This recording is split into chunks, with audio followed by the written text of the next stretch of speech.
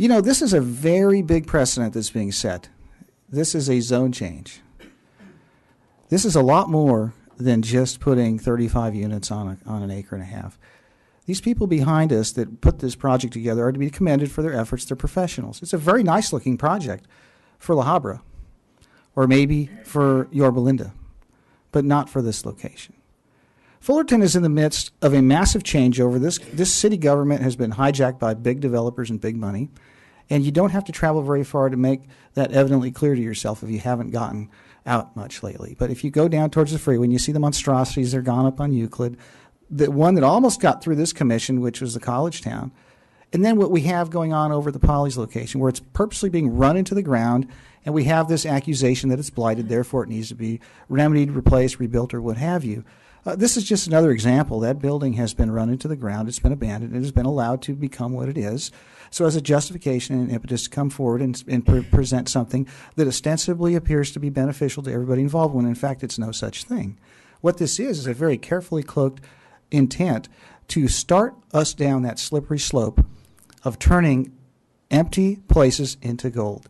And I want to do that with my house. I want everybody that I know that owns property to be able to rezone their property. Can we all come here and do that? No, we can't. What we have going on here is a massive transition to an Agenda 21 city. And the further south you go, the more evident it becomes. We have plans to go to 10, in some cases 14 stories, 10-story buildings. I mean, what's going to go in at Polly's? So, yeah, this is nice. It looks neat. And it looks really nice when you don't show Bass and Cherry with the cars doing 60 or 80 miles an hour, and you don't show the traffic, you don't show the cars in the parking lots, you don't show what it's going to look like on Saturday night when everybody's got people over. There's a lot of deception because they're quite frankly trying to sell you something. And the residents here are trying to tell you something. And the balance here before us is to do what is right.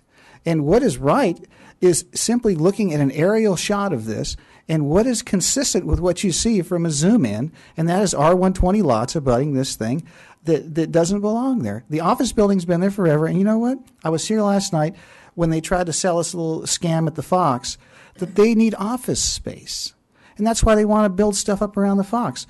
I thought we don't need office space. Why were we talking about needing office space last night?